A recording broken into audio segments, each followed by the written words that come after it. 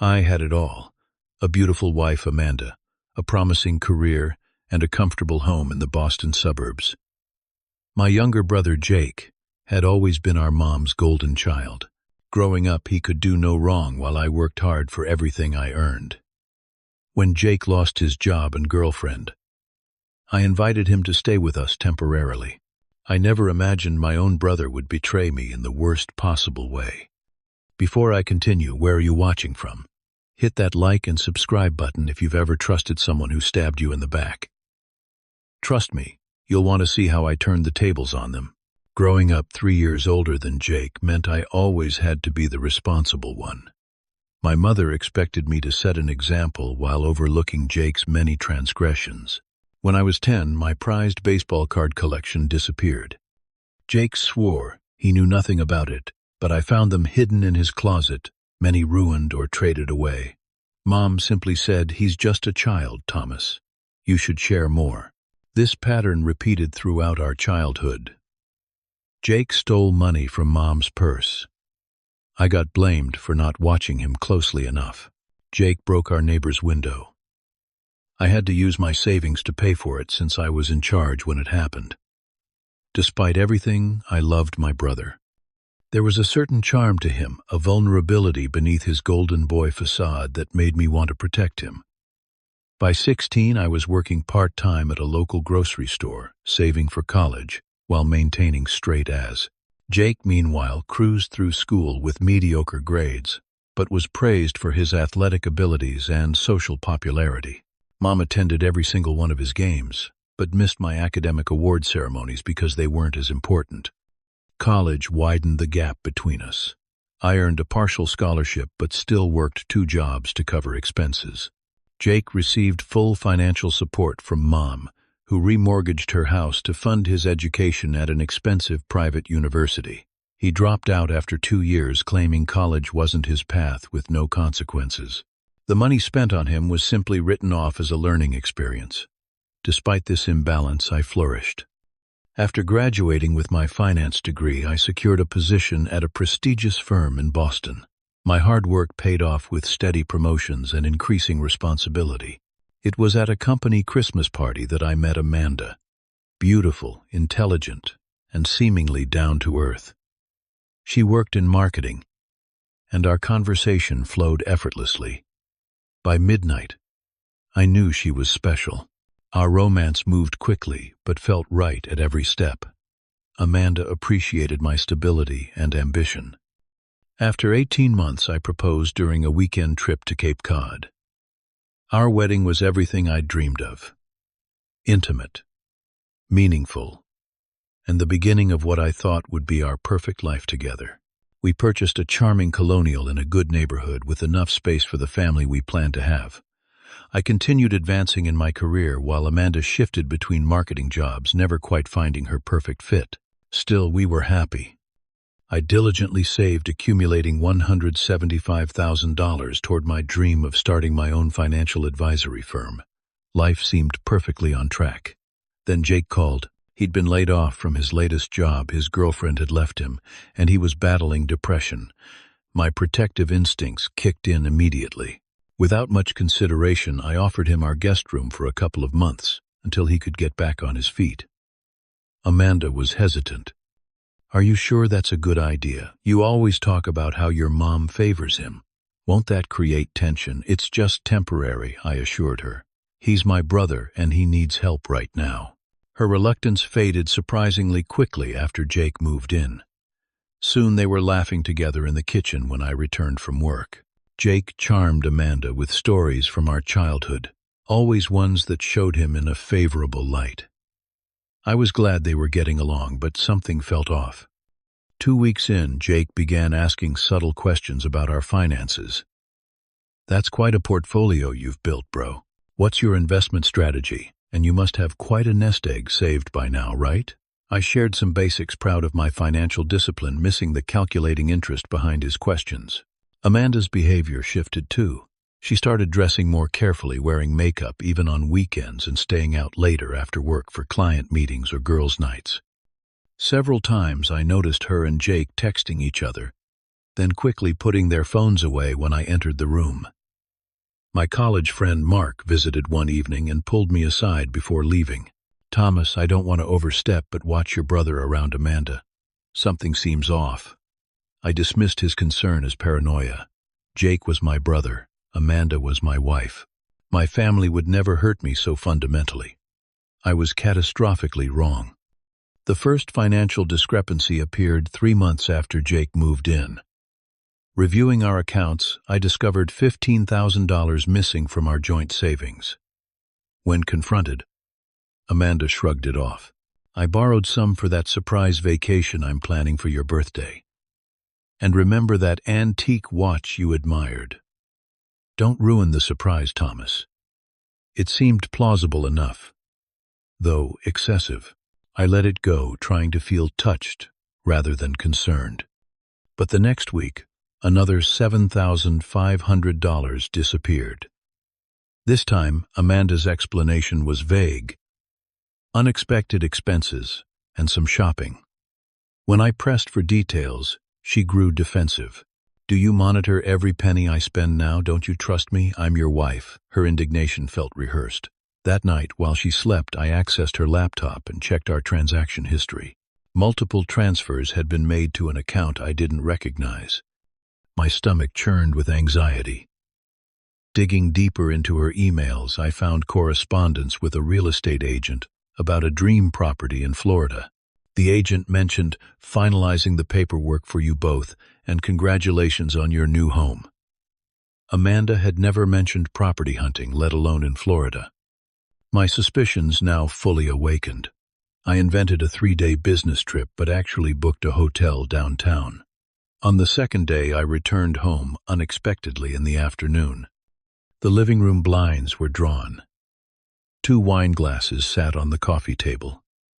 Music played softly from our bedroom speakers. I moved silently through the house, each step heavier than the last. Opening our bedroom door, revealed my wife straddling my brother in our bed, my bed. They hadn't even heard me over their passionate sounds. What the actual hell? My voice sounded foreign to my own ears.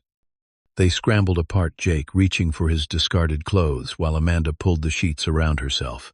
Neither looked particularly ashamed, more annoyed at the interruption. "Thomas, you're supposed to be on a business trip," Amanda said, as if I were the one transgressing. "Obviously," I replied, my voice hollow. "How long has this been going on?" Jake stood up, pulling on his jeans. "Look, bro, we didn't want you to find out this way." "So you planned for me to find out another way? How considerate." Amanda's expression hardened. "We didn't plan anything. It just happened. We have real feelings for each other, Thomas. Something I haven't felt with you in years." Their phones lay on the nightstand. I grabbed them both before they could react. "What are you doing?" Jake lunged forward.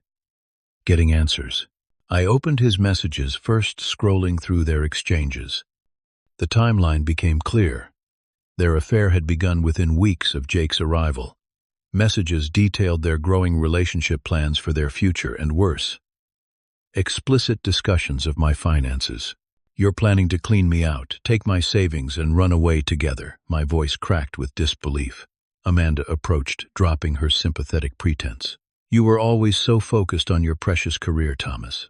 Jake actually sees me, appreciates me." Jake straightened his shoulders. "She was never truly happy with you, bro. You were just safe, boring. She needs passion in her life. So you provide passion while spending my money. How romantic." "You've always had everything handed to you," Jake spat. "Perfect grades, perfect job, perfect house. It's someone else's turn now." The sheer audacity stunned me. "Handed to me, I worked for everything I have while you coasted on Mom's favoritism." "Whatever helps you sleep at night," Jake smirked. "Amanda's made her choice." I left my own home in a daze, driving aimlessly before finding myself outside my childhood home. Mom would understand. She had to. Despite our complicated history, she was still my mother. She would comfort me through this betrayal. I was wrong again.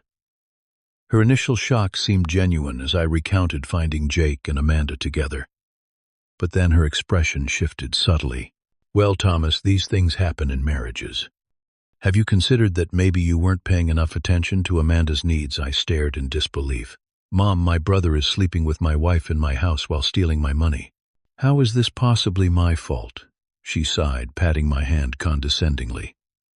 Jake has always had a special way with women.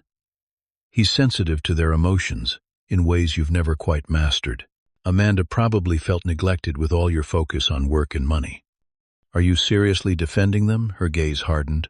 I'm just saying there are two sides to every story.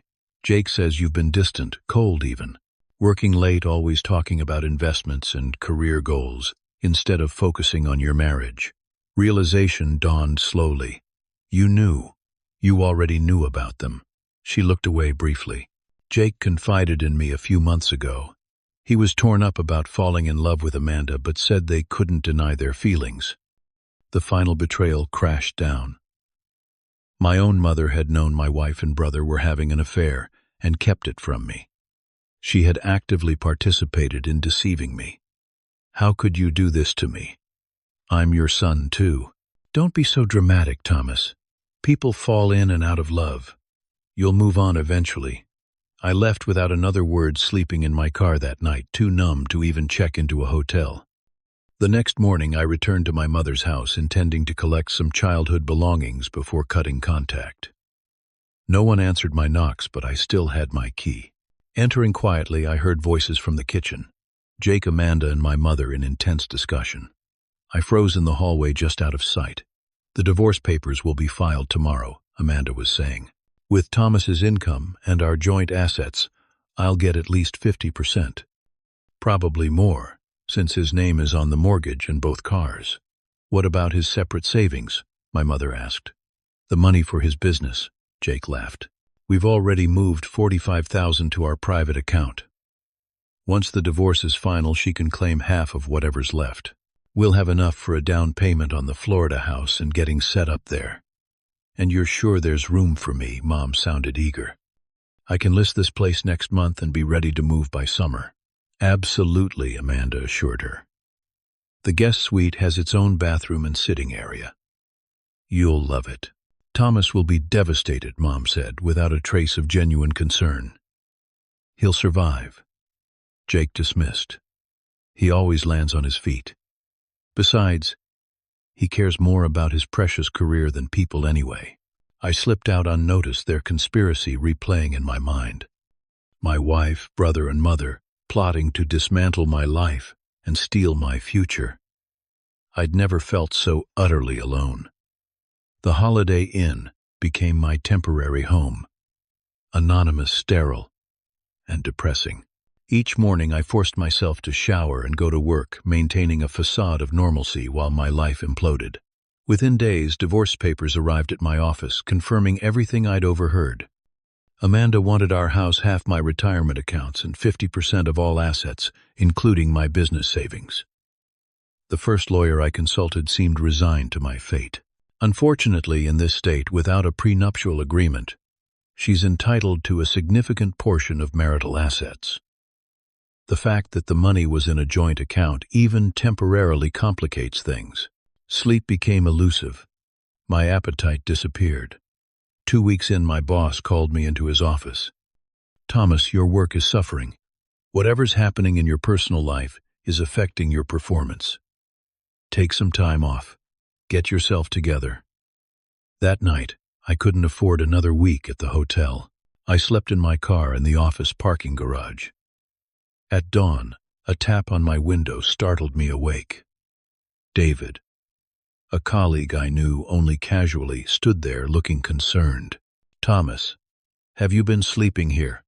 Humiliation burned through me. I considered lying, but was too exhausted for pretense. My wife's divorcing me. She's with my brother now. They locked me out and froze most of my accounts. Instead of awkward pity, David's face showed genuine anger on my behalf. Pack your stuff. Our spare room is yours until you sort this out. His unexpected kindness broke through my numbness. That night, after a real meal and shower at David's apartment, clarity finally emerged through my fog of betrayal. Sitting on the edge of the pull-out couch, I made a decision I would not be their victim any longer. The next morning, I contacted Jessica Winters, a divorce attorney known for handling complex, high-conflict cases. Her office was smaller than my previous lawyers, but her reputation was formidable. So they conspired to divert your funds, carried on an affair in your home, and your mother facilitated it. Jessica summarized after hearing my story. Do you have evidence beyond what you overheard? Not yet, I admitted. Then we'll get it, she said firmly. First step, secure what assets remain. Second, document the fraud and conspiracy. This isn't just a divorce, it's a financial crime. Following Jessica's advice, I transferred my remaining funds to new secure accounts. I hired a private investigator who documented Jake and Amanda's ongoing relationship with timestamps and photographs. Most crucially, he uncovered Jake's prior conviction for financial fraud in New Hampshire, a fact he'd kept hidden from everyone, including me. With Jessica's guidance, I reported the unauthorized transfers to the bank's fraud department. Because Amanda had moved the funds to an account solely in Jake's name rather than a joint account with her, we could demonstrate this wasn't a case of a spouse moving marital assets, but actual theft. The investigator installed legal surveillance in public areas around my property, capturing Jake and Amanda discussing their plans while coming and going. Most damning of all, I arranged a chance meeting with Jake at a bar wearing a hidden recorder after consulting with my attorney about one-party consent laws. 3 drinks and Jake's arrogance overflowed. You know, Thomas, you should thank me for taking Amanda off your hands. She was going to leave you eventually. Was that before or after you decided to help yourself to my savings? I kept my voice level despite my churning stomach. Jake laughed. That was actually her idea. She knew all your passwords, access codes, everything. Said you were too trusting for your own good. So it was Amanda's plan to take my money. Initially, yeah. But I improved it. He leaned forward, alcohol, loosening his tongue. The original idea was just for her to claim half in the divorce, but I showed her how to move smaller amounts beforehand. Less suspicious that way. And Mom. How did she get involved? Amanda was worried about her at first. Thought she'd take your side. But Mom's always loved me best. His smile was smug. Once I explained how much better off we'd all be in Florida, she was on board. The house here is too big for her anyway. Each word solidified my resolve. The recording would be devastating in court, but I wasn't finished yet. Through David's connections, I discovered Amanda had another secret. The real estate agent she'd been working with in Florida was more than a professional contact. Text messages obtained legally through the investigation revealed an intimate relationship developing, even as she continued her affair with Jake. 2 weeks later, all my pieces were in place. I texted my mother suggesting a family dinner to discuss the divorce amicably. She agreed too quickly, clearly seeing an opportunity to manipulate me further. I arrived at her house to find the table set for 4. Jake and Amanda sat close together, their body language triumphant.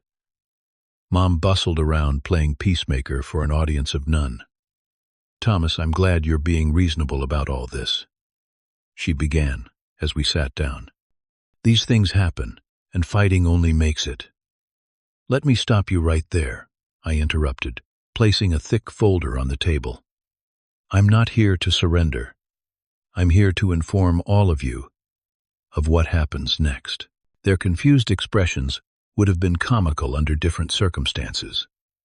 First, Amanda, your affair with Jake is extensively documented by a licensed private investigator.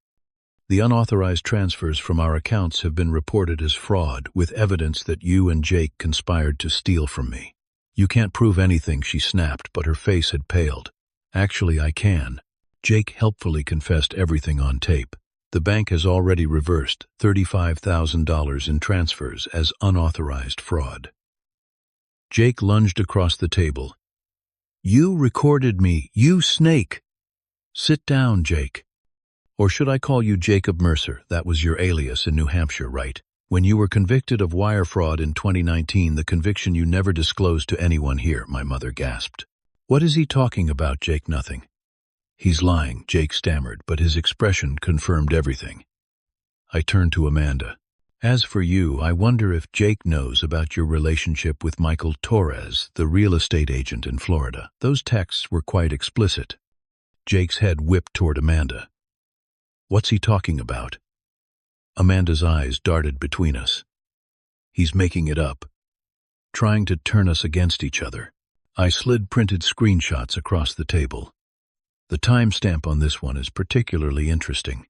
Sent while you were supposedly at dinner with Jake last Tuesday. As they began arguing, I addressed my mother. And Mom, I have recorded proof that you knew about their affair for months, helped hide it from me, and planned to sell this house, which Dad left to both of us, by the way, without consulting me, violating the terms of his will. Her face crumpled. Thomas, you don't understand. I understand perfectly. You chose Jake over me, as you always have. But this time, there are consequences. On cue, the doorbell rang. A police officer and bank investigator stood on the porch. Jacob Williams. We have some questions regarding potentially fraudulent financial transactions. The chaos that followed was almost cathartic. Jake was arrested based on the evidence we'd compiled and his parole violation from New Hampshire. Amanda fled the house in tears, her careful plans disintegrating. My mother collapsed into a chair, suddenly looking every one of her 67 years. The legal proceedings were swift and decisive. With the evidence Jessica presented, the judge rejected Amanda's claims to my separate property and business savings. The documentation of fraud resulted in a divorce settlement heavily in my favor, with Amanda responsible for my legal fees.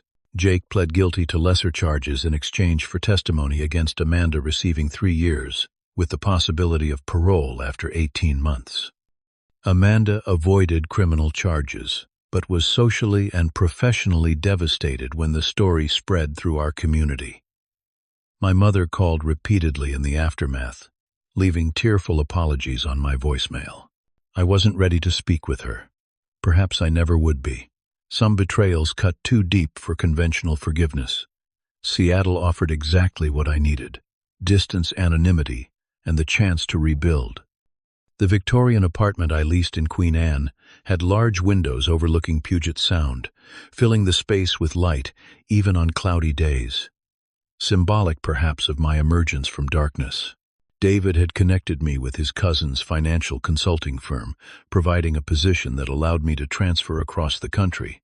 My new colleagues knew nothing of my history, accepting me as simply a finance professional from the East Coast seeking change. My first month in Seattle, I discovered a support group for people dealing with betrayal trauma. Sitting in that circle of strangers, I shared my story for the first time without shame or anger dominating my words. Their understanding nods and similar experiences validated what I'd been through in ways no legal victory could. The hardest part, I told them, wasn't even the affair or the theft. It was realizing that the 3 people I thought loved me most in the world, my wife, brother, and mother, had conspired against me without remorse. Carol, our group facilitator, offered perspective that changed my outlook. When people betray us so completely, it reveals who they truly are, not who we are. Their actions define them, not you. Those words became my mantra during difficult moments. I wasn't the problem. I hadn't failed as a husband, brother, or son. They had failed as decent human beings. Gradually, I established new routines. Morning runs along the waterfront. Weekend hikes in the Cascades. Weekly dinners with colleagues that evolved into genuine friendships. I reconnected with Mark, the friend who had tried to warn me, apologizing for dismissing his concerns. He visited that summer, and our renewed friendship became a cornerstone of my recovery. 6 months into therapy, my counselor, Dr. Lester, helped me identify patterns from childhood that had shaped my adult relationships. You've spent your life trying to earn love, that should have been freely given, he observed. Your mother's favoritism toward Jake taught you that love must be deserved through achievement and sacrifice. Amanda exploited that same vulnerability. Working through these insights was painful, but transformative. I learned to recognize my own value beyond accomplishments or utility to others. I established healthy boundaries and stopped apologizing for having needs and expectations in relationships. My professional life flourished in this new emotional landscape. Using the business savings I'd protected, I launched a boutique financial advisory service specializing in divorce, financial planning, and fraud protection. My personal experience became a professional asset, helping others navigate their own financial crises. The apartment gradually transformed from a temporary refuge to a true home, each carefully selected piece of furniture and artwork, reflecting my authentic taste rather than compromises made to please others. It became a physical manifestation of my internal healing, thoughtfully constructed, peaceful, and entirely mine. After 14 months of silence, I answered one of my mother's calls. Our conversation was brief and guarded, but it opened a channel for potential healing. I made my expectations clear. Our relationship could only continue with acknowledged accountability and respect for my boundaries. She agreed to these terms, seemingly humbled by the consequences of her choices. Seattle's vibrant community offerings became another avenue for rebuilding. I volunteered as a financial literacy coach at a local community center, teaching basic money management to young adults. Helping others avoid financial pitfalls gave purpose to my painful experience. At one of these workshops, I met Stephanie, a social worker who coordinated services at the center. Our professional interactions gradually evolved into coffee meetings, then dinner conversations. Unlike my rushed courtship with Amanda, this connection developed slowly, built on mutual respect and careful trust. You're different from most men I meet, Stephanie observed during our 5th dinner together. You're present in a way that's rare. You actually listen. I learned the hard way what happens when you miss the warning signs, I admitted. But I'm also learning not to let past betrayals determine my future. When I finally shared my full story with her, Stephanie's response was refreshingly direct. What they did was about their character flaws, not yours. And from what I can see, you've built something meaningful from that wreckage. 2 years after leaving Boston, I received an unexpected email from Jake, recently released on parole. His message expressed remorse that seemed genuine, acknowledging the damage he'd caused and asking for nothing in return. I appreciated the apology, but had no desire to re-establish contact. Some relationships are healthier in the rearview mirror. My company expanded, adding 2 associates and moving to a proper office overlooking Pioneer Square. We specialized in helping clients recover from financial betrayal, divorce, business partner, theft, family fraud. Each client I helped strengthened my conviction that purpose can emerge from pain. Stephanie became a steady presence in my life, neither rushing nor resisting our deepening connection. We moved forward carefully with clear communication and mutual respect. For the first time, I experienced a relationship based on choice rather than need or obligation. The man who left Boston broken-hearted and betrayed had become someone stronger, wiser, and more authentic. The pain hadn't disappeared entirely. Some scars remained tender, even after healing, but it no longer defined me. The most profound lesson from my journey wasn't about betrayal, but about rebuilding. Trust once shattered can be reconstructed, not as an exact replica of what was lost, but as something more resilient and discerning. Love, when given to those worthy of it, remains the most powerful force for healing. Sometimes the people we expect to love us most become the ones who hurt us deepest. But those wounds, painful as they are, can teach us to recognize genuine love when it finally arrives. Have you ever experienced betrayal that ultimately led to something better? Comment below with your story of resilience. If this resonated with you, please like, subscribe, and share with someone who might need to hear that healing is possible after betrayal. Thank you for listening, And remember, your worth is never determined by those who failed to see it.